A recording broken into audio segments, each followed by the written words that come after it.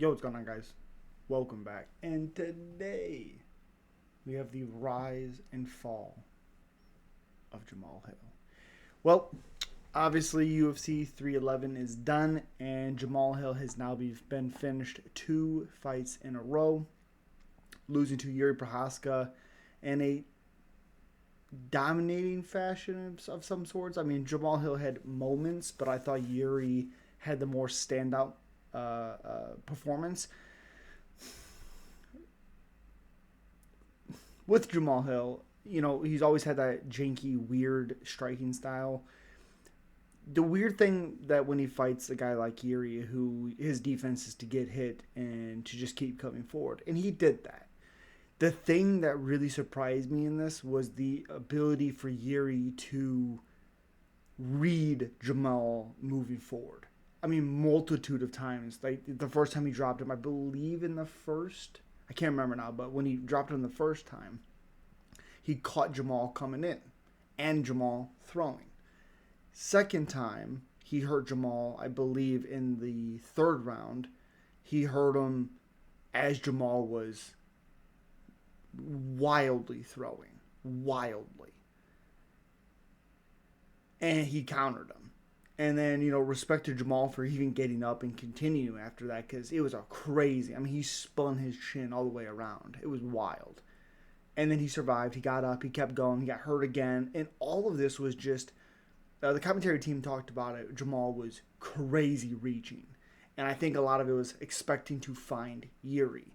The problem when you do that and when you telegraph that is Yuri, because his first thing is move forward, take shots to give one. In this one, it was easier for him because he could see Jamal's punches coming first. Like, Jamal wasn't letting Yuri come to him. Jamal was initiating almost every single sequence. Yuri was moving forward, but he was waiting for Jamal to strike, which left open a bunch of opportunities for Yuri to strike and counter. So I was a little surprised with that. Yuri did show a little bit of better head movement. He did get hurt by a nasty body shot by Jamahal Hill. Nasty. Hurt him real bad. Got hurt stunned a couple of times, but did have better head movement. I don't think it changes the outcome of him versus Alex Pereira. You can only fight the man so many times. You're not Izzy. Yeah. But either way, rise and fall of Jamahal Hill. 2 finishes back-to-back for Jamahal Hill. So, take it back a little bit. He's now 12-3, but 6-3, 0-1 in the UFC with a no contest. He debuted on the Contender Series back in 2019. It's not even 6 years yet. It's coming July 23rd. Will be 6 years since competing on that. He got a second round finish, 5-0. Got a good decision win against Stosic, Darko Stosic. Even there, he was wild. Winging his punches, nice knees, but he's younger. I believe he's 27, 28 years old. And then he fought Glitzen Abreu, beat him by decision as well. Might have actually had a finish. He'll win. Yeah, it may have even been a finish, to be honest. And then he fights OSP veteran, but he fights him. He made his UFC debut, not the Contender Series, debut January 25th, 2020. Fights Abreu May 30th, 2020. Fights OSP December 5th, 2020. It's a pretty goddamn good role he has going there. Then he fights Paul Craig, has the arm injury. And then he knocks out Crute, Johnny Walker, and then Santos. Santos was a tougher one because the cardio was a little weird. Hill didn't look great, but he found a way to win the fight. And at the time, we didn't know that Jimmy Crute was on his way down. He flatlined Jimmy Crute in like under 50 seconds. Yeah, 48. Then he goes on and he fights Teixeira. So it was a different Jamal. We can all say whatever we want again about Teixeira being 40-some years, 43 years old, whatever. Almost beat Yuri, was beating Yuri in that matchup. Won the title at 40 years old. Say whatever you want about his age, about all of these things. The matter of the fact is, like right here, Glover Teixeira, right there. Say whatever you won. He had an impressive, incredible performance against Glover. I mean, the output was wild. The difference you can see in that one from the Pereira fight and now the Yuri fight is just the patience, the poise, Jamal picking his shots, knowing when to blitz, but picking them. From the get-go, he was wanting to get that back from being KO'd from Pereira. Some weird stuff happened in that one. Sure, fine. But you could tell immediately he just wanted to get it back. I mean, you can't blame the guy. Absolutely, for sure. But you can't fight Pereira. I mean, you can't fight Yuri like that. Winging punches, missing punches. When's the last time we've seen him miss this many punches? It feels like it's been a long time, if ever. You know, his leg kicks didn't even look to be a factor in this one, where it was a factor in the Glover fight. Yeah, in the Glover fight, the head kicks looked to be on point in the Glover fight. Yuri's not that much taller than him, if I'm correct on that. I'm pretty sure. Let's see. 6'3". Yeah, Jamal's 1 inch taller. I mean, Yuri has a 1 inch reach, but it felt like he had a 3-4 inch reach, just the way that Jamal was fighting. You know, it seems at this point in this crossroads for Jamal, being finished now 2 times, getting hurt, showing how tough he is. The problem with that is you can't really go down to 185. I don't think he has the frame for that. He has the height, sure, but I don't think he has the frame. And it's only going to hurt his chin. I don't think his chin necessarily is gone.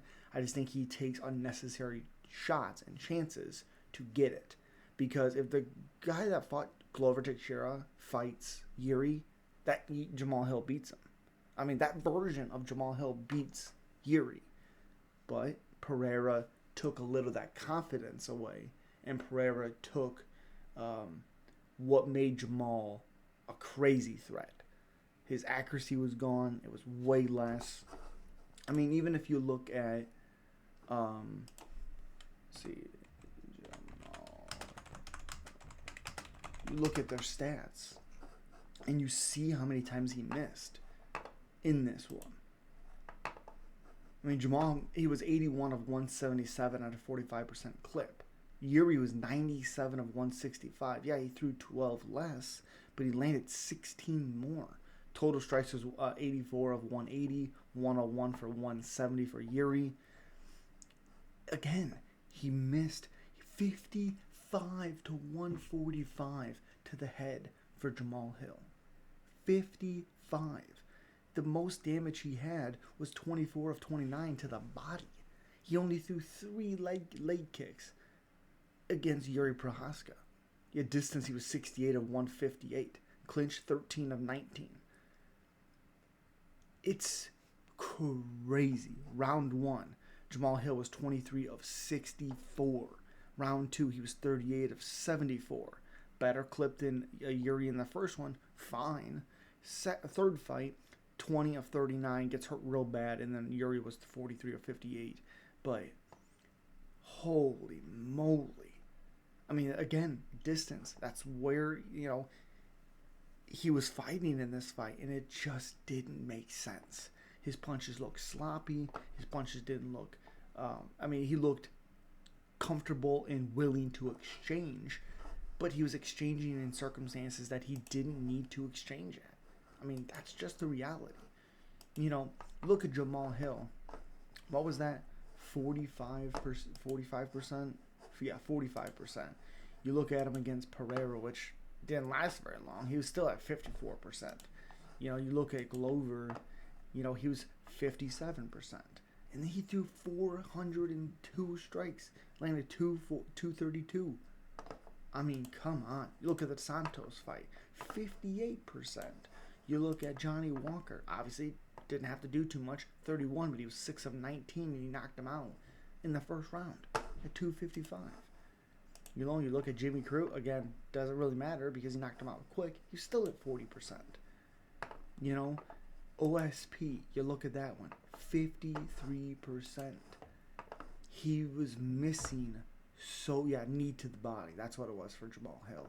he was missing so much. He was overcommitting so much against Yuri Prohaska, a guy that is dangerous and does block punches with his face. That's what he does. But Yuri gets the job done. Beautiful ability for Yuri to stay calm in ridiculous situations. But Jamahal Hill, being now 12-3, I think he's 33 years old, taking these shots. I don't like it. He'll be 34 in May. 2 back-to-back losses.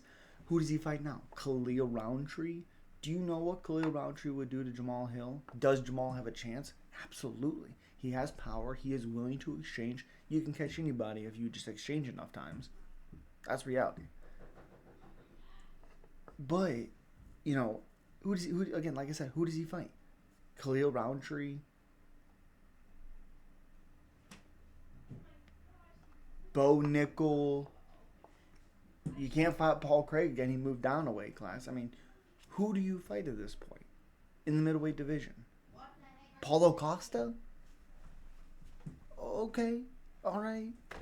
I just feel like Jamahal Hill is in this crossroads where at 33 years old, this might be the problem. This might be the end for Jamahal Hill. I don't want it to be. I still think there's some, some career attributes career achievements he can achieve. But you fight like this, you can't. That's all, guys. Thank you.